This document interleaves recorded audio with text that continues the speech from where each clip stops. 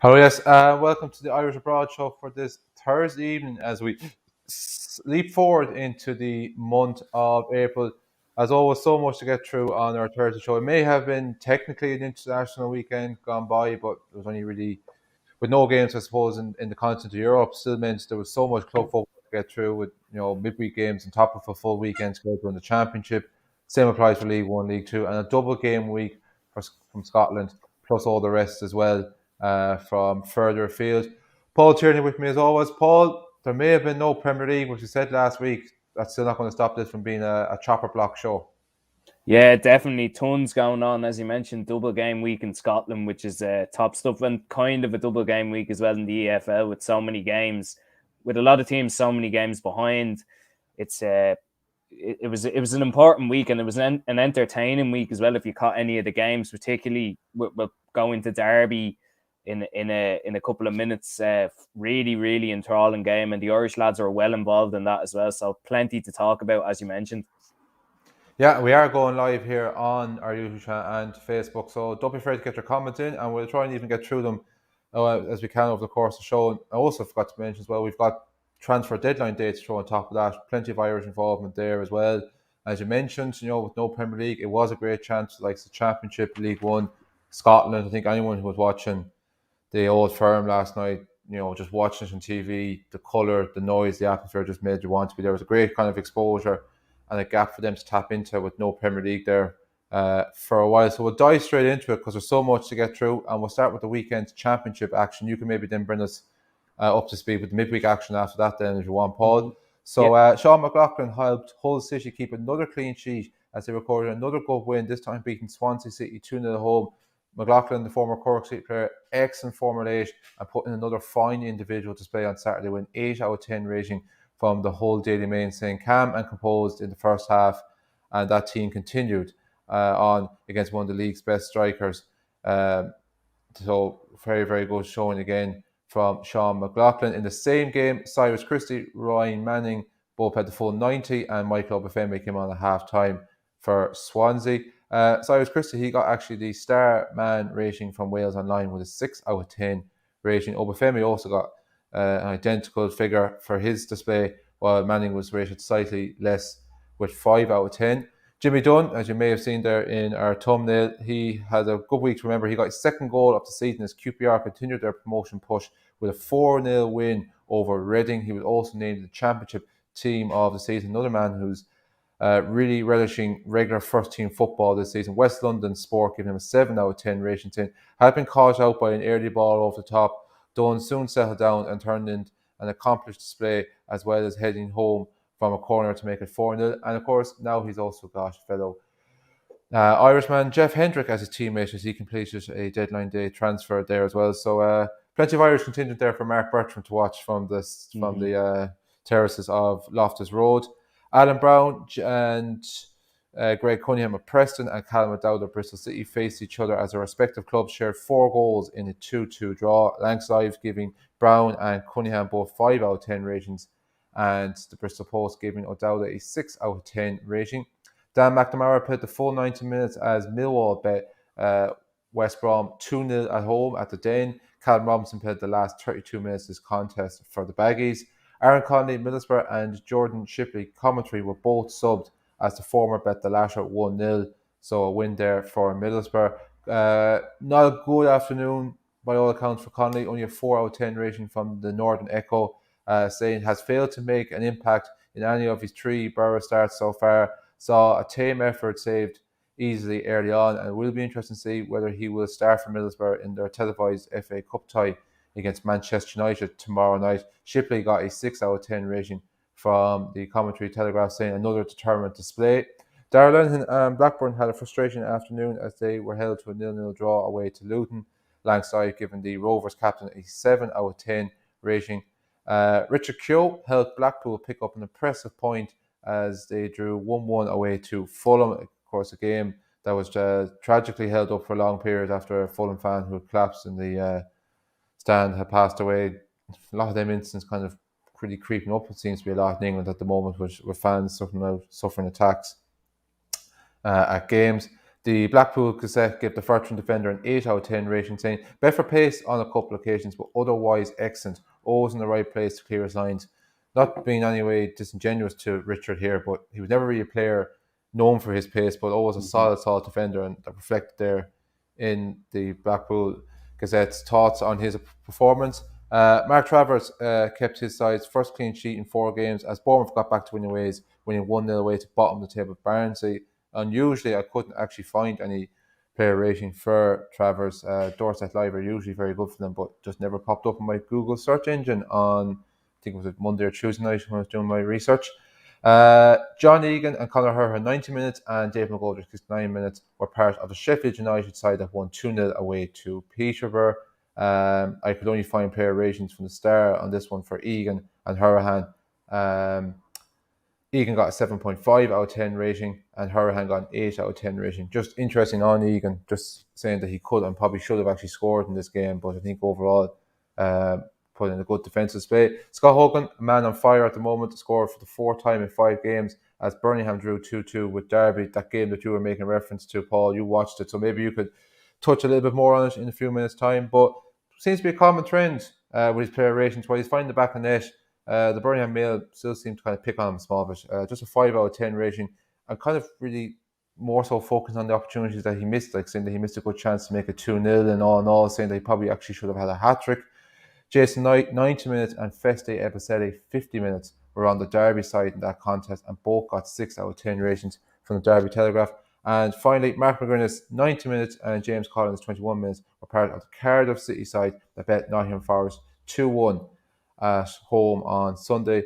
McGuinness got an 8 out of 10 rating from Wales Live, popped up with some vital interceptions and sound positioning out of possession.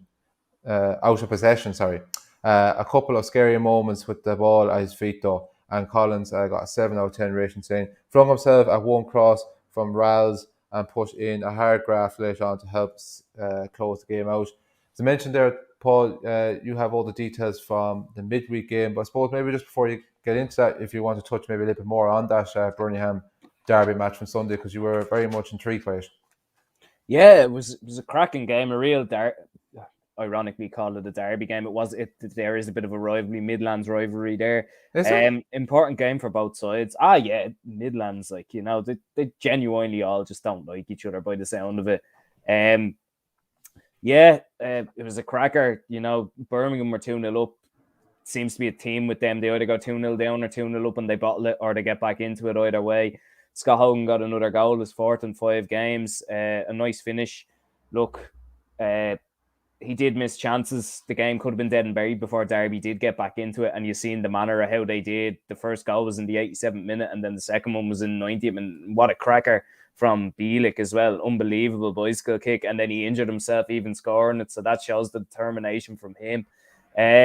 Jason Knight and Feste Ebicelli, they love Ebicelli there. He gets such a good ovation when he's there, and I mean, he's proven it with performances. He's so quick. He's going up and down that line like a yo-yo, and fair play to him. Jason is just a quality footballer. We know that. We knew that. We've seen it for Ireland as well several times in the last while. And Derby just never give up. Now, saying that now, we're going to talk about last night. They were kind of killed right at the start of the game. But they're a great watch. And in all seriousness, I've seen tweets this season about Derby saying they're the most entertaining team they've watched this year a lot of the time, which is some achievement for a team who are second bottom in the second division. I know the only reason they're there is because they've been deducted points, but that is some compliment that you can get. And there's 2 Irish lads right in the heart of it as well, and others on the bench coming on as well. So, yeah, fantastic game. Good to see Scott Hogan scoring. He'll definitely be in with a shout for getting into the squad in March. 2 games where, I mean, especially the Lithuania one, he might fancy himself grabbing his first. And he hasn't scored for us before. First international goal, I don't think he has. Would you give him? Was it him that had a shot that was deflected and went into the goal against Gibraltar, or was that David McGoldrick? That was Callum Robinson. That was. I'm pretty the sure home because Gibraltar at home. It was Callum Robinson. Okay. And Robbie Brady got the other one. That's right. He was there when McGoldrick scored the header. He was like just in front of him, and McGoldrick like leapt higher than him. He took it off. I don't think Hogan was going to score, but McGoldrick. That's the Switzerland match you're making reference to, is it? Yeah, that one. Yeah, but I remember he had a great chance against Turkey a couple of years ago He in a did, friendly yeah. as well. Yeah. But look, good form from him considering Birmingham are struggling. Good to see him getting goals. And if that continues, Birmingham probably won't be in trouble.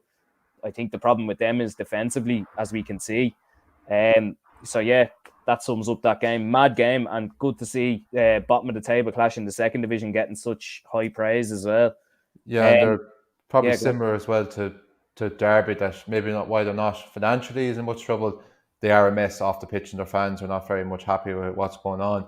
Festi Ebisede, I don't think we'll see him in, if he could obviously continues the way he's going. I still don't think we'll quite see him in the squad for the March games. I think he'll probably continue to play away at under 21s. But I'd be very, very surprised if he is not made an Ireland senior cap by the end of the Nations League campaign for me. And just even as well, we touched on there, transfer window is now closed, and Jason Knight is still a Derby County player. Are you surprised by that?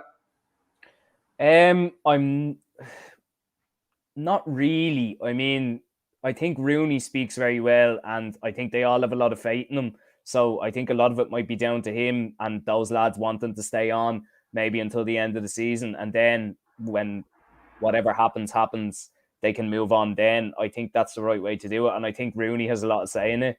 I'm not really surprised he hasn't moved on.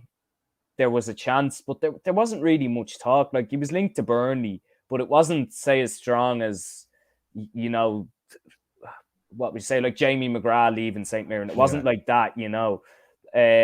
So not really. I think he likes Derby as well. He's come through there. The fans love him as well. So I think he wants to do it the right way, and fair play to him. And look, Derby shouldn't be in that situation. They are because of financial issues.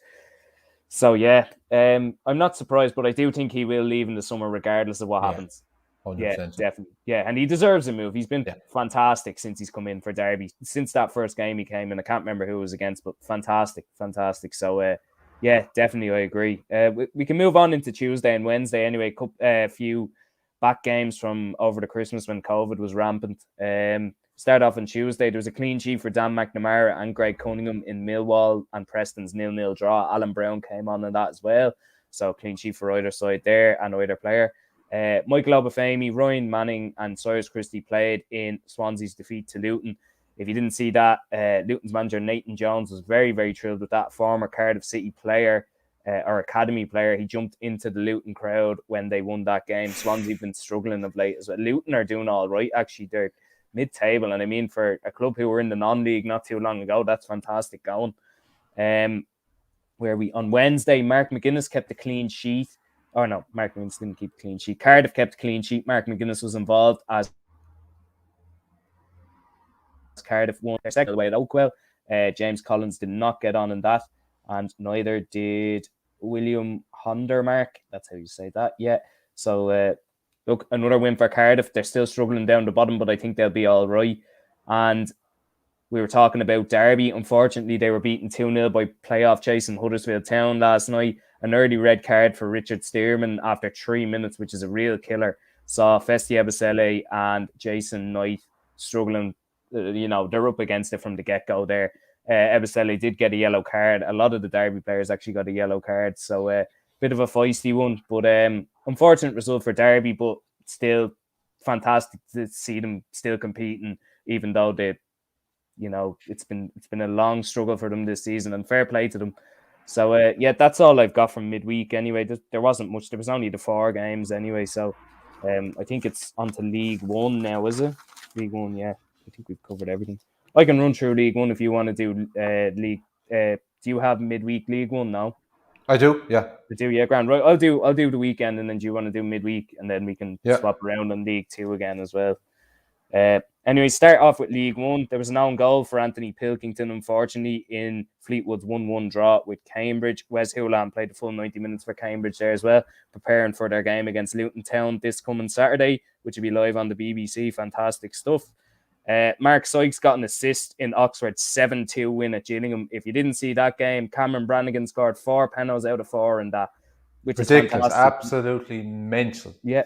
I heard the other week Wolves got their first penalty of the season in January, and Oxford got 4 penalties in one game, which is even for like one player, it's not quite similar enough. But I remember it's a good few years ago now at this stage. But I used to do umpiring for a GA referee back home, and I won't mention his name just in case he's watching. But it was a county under-16 final back in Roscommon. He gave 6 penalties in that game. 4 to the winning team, 2 to the losing team. And you can imagine every other time we used to go off umpiring a game, that was always brought up, and he still gets slagged for it this day. Or 6 penalties. Now I know maybe under 16 tackling might be a little bit naive, might be a little bit raw, but yeah, that's amazing. But yeah, for a player to score 4 penalties in one game is absolutely crazy. Like, it's mental. And Mark Sykes involved. He's probably disappointed he didn't grab a goal of 7, if you think about it, to be honest. Yeah, that's it. And then the only other thing I have was a clean sheet for Warren O'Hara and full 90 minutes for Troy Parrott in MK Dons 1-0 win at Wigan on Saturday as well. Big win for MK Dons against the team who were right up beside them. I actually do have one more thing. It's from Monday night. An assist for Ronan Curtis for Portsmouth, but they were beaten 2-1 by Charlton at Fratton Park. Gavin Bazunu, Sean Raggett, Sean Williams, and Marcus Harness all played in that for Pompey as well. So I don't know if I missed anything from the weekend, Jared. Do you have anything to add, or do you want to move on? Yeah, just a few, because there's actually been a good bit going on in League One over the last while. Just a few little bits as well I picked up there from the weekend. Going back to that 9-goal thriller between Rotherham and Gillingham, Anthony Ford actually came off the bench to put the icing on the cake for Oxford by getting their last goal in that game. He scored 5 minutes just after coming on.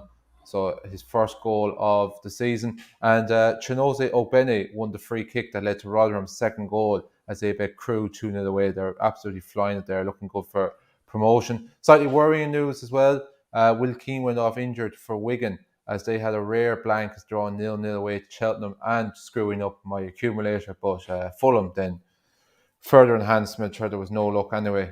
They only drew with Blackpool. Second time I've put Fulham on the accumulator and they haven't won. So I think Fulham fans are probably screaming at me right now, stop putting me on your accumulators. And worrying enough as well, he didn't actually feature for Wigan in a 1-1 draw against Oxford on Tuesday night. Another game in which Mark Sykes got an assist. So that's now 13 goal involvement for him this season. So hopefully it's not a long-term injury. Will Keane, it was a hamstring injury that forced him off in that game against Cheltenham. And like I said, hopefully back on the pitch soon and we'll be able to link up with his fellow Irish teammate and new Wigan teammate, Jamie McGrath, of course, after he signed there on Monday. And I mentioned Chinose Ogbene had the goal involvement the weekend, where he took it an even step further on Tuesday night as he got a goal and an assist as Rotherham trashed fellow Yorkshire side Doncaster 5-0 away. He's now up to 5 goal involvements for the season. And just interesting as well, you mentioned Wes Hoolahan played the full 90 minutes for Cambridge against Fleetwood on Saturday. We mentioned before about he's only really able to manage one game per week. Would they kind of manage his game so he'd be ready for the game against Luton on Saturday night? That's exactly what happened. He wasn't even in the matchday squad for their midweek game against Bolton, which they lost 2-0 away. And just something on that game as well, I made reference to it last week. You touched on it there in the Championship about Luton. I said this is a good chance for them to get a scalp because Luton are struggling in the Championship. I take that back. Luton are absolutely flying it. They're only 3 points off the playoffs. And you made reference there as well that it's been televised. I seen something during the week though that's not being televised. I think it's on. It's probably on the iPlayer or something. Probably, yeah. It is on. Yeah. Probably because it's 5:30, and then you have Burnley versus Watford. Oh, it was going to be the most dullest, boringest, uneventful Premier League game. It's them type of games where you wish football behind closed doors could still exist for certain scenarios. I think it's those type of games that show you that the TV companies really don't have a clue about what football is really about. Like, okay, we all want to see the big teams, but like you look at United against Middlesbrough's on tomorrow. I mean, I'd watch that though. Well, I know you'd watch it, but like, I mean, look, they talk about the FA Cup being magical and all. Like, put Hartlepool on against Palace, away at Palace. Give them a bit of TV money, Who else is it? Kidderminster are on, right? Fair enough. They're showing Liverpool and Cardiff and Spurs and Brighton. I mean, like, Spurs and Brighton, we're probably going to watch that in a few weeks as well, I don't know. It's just, they kind of missed the point and they missed the trick. And now Burnley and Watford's on. Okay, it was meant to be on before, but... And not televised, probably. Yeah. Oh, no, it was meant to be on BT. They were doing one of those midweek things where they're Yes, like, yeah. oh They're doing yeah, it again yeah. next week, I think, actually. Yeah, you're right, yeah. Great. I love BT. Their analysts are so good. It's so enthralling, especially on a Saturday morning as well. Really Yeah, wake you up when you're yeah. half asleep We watching the wake you game. up because you Yeah. think you're hearing things. That's why.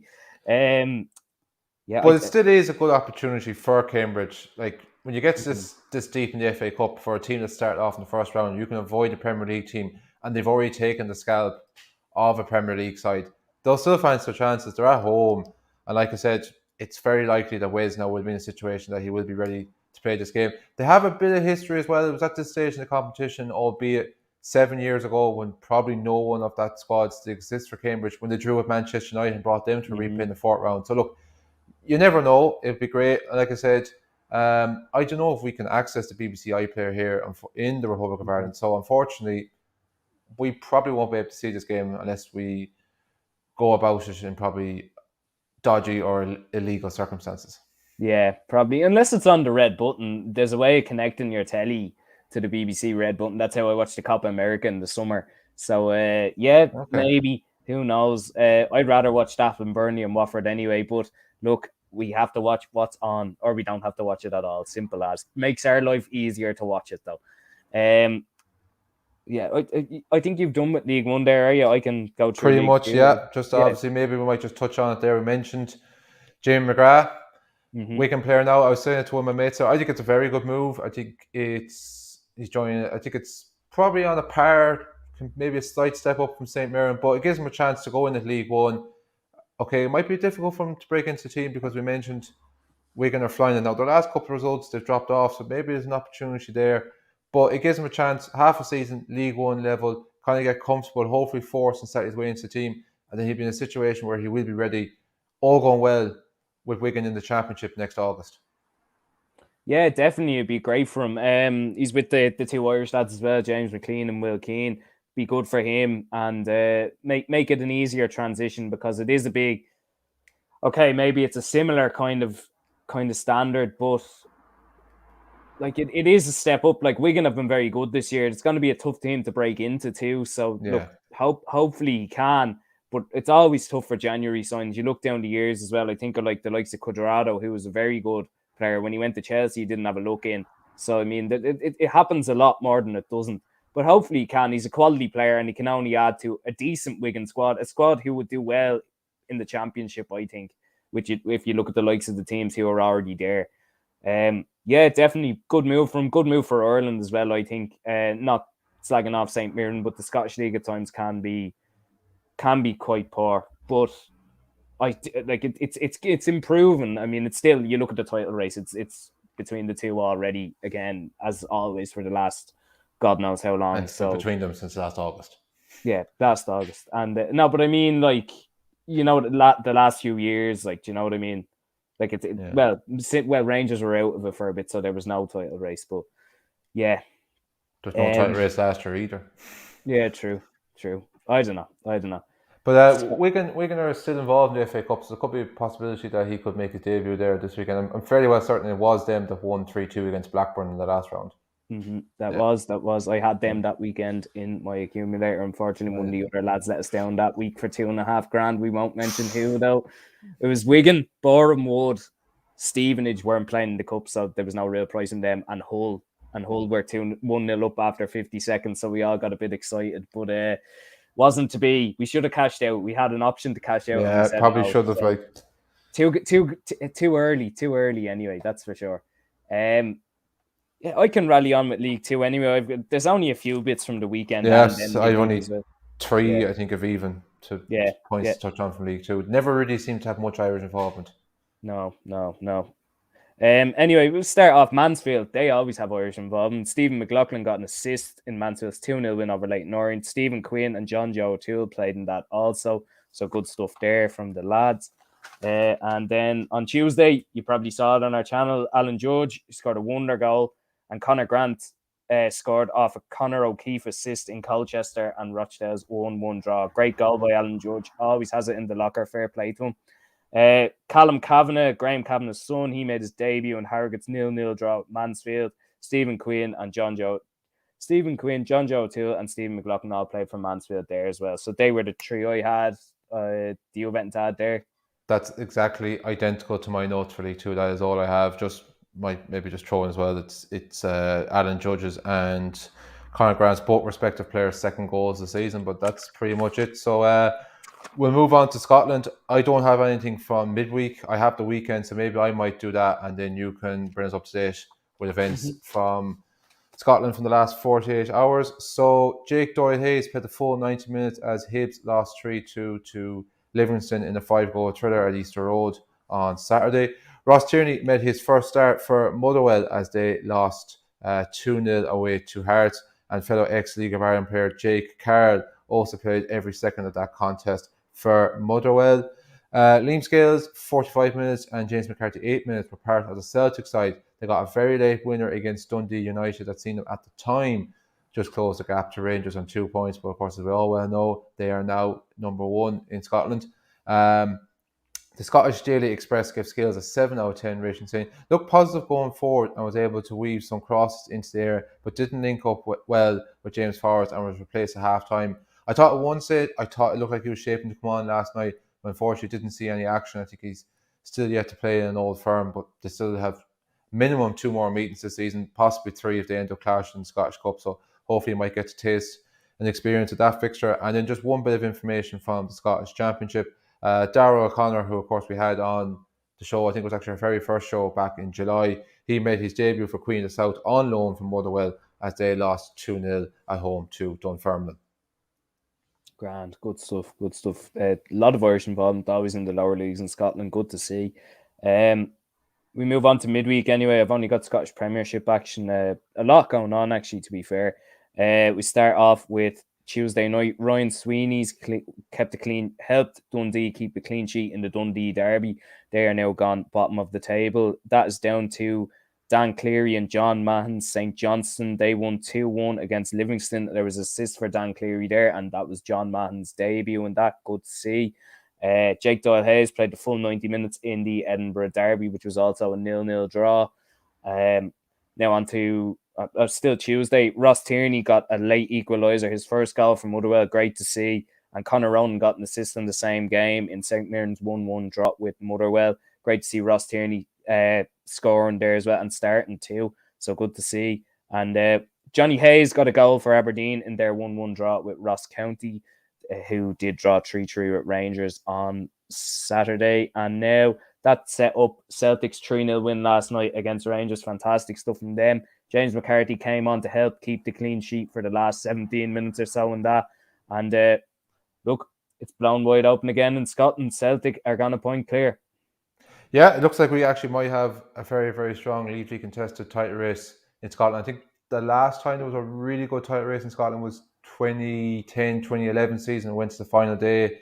Following season, Rangers went bust, and like I said, there was a couple of years there wasn't any Rangers. Even since they came back up to the league, they've shown early promise. They beat Celtic in the Christmas fixture and then fall away. And then last season the roles were reversed. Rangers just absolutely strolled the league. But look, a lot of people at the start of the season would have been off the same opinion that like Celtic are in very much a transition period. A lot of new players, new manager, an unknown manager, unknown players coming in.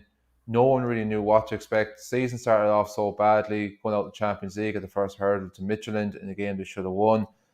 But they've been, slowly and but surely building up momentum over the last kind of couple of weeks. Last night, I watched them a couple of times in Europe, and in fairness, they're not afraid to have a go at teams, but they can be quite naive and maybe just, up against the quality, the likes of better teams like Real Betis and Bayer Leverkusen. They are going to get picked off. But they did beat Betis, albeit in a dead rubber, just before Christmas. So this is my first time to watch some sense. And I was really, really impressed with them last night. Right from the word go, the tempo, the intensity, they fed off the energy. I was a little bit worried after they got the first goal. They missed a couple of good chances. Alan McGregor really kept Rangers in the game. I said they're going to regret this because Rangers, as largely do in games like this, everyone gets a purple patch at some stage and you kind of think they will take their chance. But they got them 2 goals just before half-time, killed the game. Probably a little bit disappointed thinking they didn't really kind of hammer the hammer and add more goals in the second half. But look, it's a busy schedule at the moment. They're out again at the weekend. The game was won. Just kind of controlled the tempo, controlled the pace. They still humiliated Rangers. The fans are still great satisfaction from it. and they're in a strong position, but a long way to go yet. 14 games, as we touched on, they still have to play each other twice more. But what could be the decisive factor, as I touched on, with Rangers over the last couple of years has been their city results, dropping points against teams that shouldn't be. It could be just one slip up against the likes of, you say, Ross County and Livingston and St. Mirren that could be just as decisive as the two games between each other. But yeah, it's, sets things up really nicely. And obviously, there's the added bonus of winning the Scottish League this year means direct qualification to the Champions League group stages and minimum of an extra 40 million euros. And who's to say if you don't get out to the group stages, Europa League, possibly knockout stages. And like Celtic probably are slightly in that little bit more secure financial position moment. So if they can do that, there's no reason why they possibly couldn't potentially go on to kick on and dominate. No, look, I'm not a massive Celtic fan by any stretch of the imagination. But I obviously am fully aware of their strong Irish ties. Yes, while I'm a Liverpool fan, I know Stephen Gerrard was there, but like you cannot warm to Rangers in any way as an Irish person. I think everything that club stands for, principles, and then you weigh up being an Irish person, like there's no way you can have any affection for that club. So I was absolutely delighted to see Rangers get battered last night, and hopefully it will be Celtic that will be victorious come May. Yeah, yep. Obviously, still a long way to go. Celtic were repeating what you were saying there last night as well. Yeah, big win for them, and hopefully it continues for them. Just even as well, just to touch on like Ross Tierney, what a big moment that was for him as well. Like talk about instant impact, like because we've seen even players, and I'm pretty sure Jamie McGrath would probably even say this, like when you step up and go for Scotland, like it can take a while to kind of bed in. And the fact as well, he was just coming off the back of a season. Now maybe that's standard to him because his fitness levels have been kind of quite good, and he's been representing Ireland on train one level, so he's played at that kind of high level. But he's really hit the ground running, which is really impressive. And we touched on like with Adam Ida, you get a good run, you start doing well. It's very hard to dislodge yourself from the team, and he's probably already now at this stage, a certainty. He probably has his name and permanent ink on that team sheet from Motherwell at the weekend, which is fantastic to see. And hopefully it's he can now continue to go on a similar path to Jamie McGrath. Long way to go, but early signs are good for Ross Tierney, so fair play. Yeah, definitely fair play, and he would definitely get more chances throughout the season as 100%. Well. Yeah. Just the last couple of bits we have is from Europe and Australia. Anyway, obviously Josh Cullen is over in Belgium. They're beaten 1-0 by Union Saint Gil. I can't say the second part of that, Giljar or something. I've Royal Union SG just down here, so that's what Flash Score hasn't done this. They are top of the league actually. They only got promoted last year, so they're doing their own bit of Leicester City on it. To be fair, they look like they're going to win it as well because it looks like Bruges and all just can't catch them.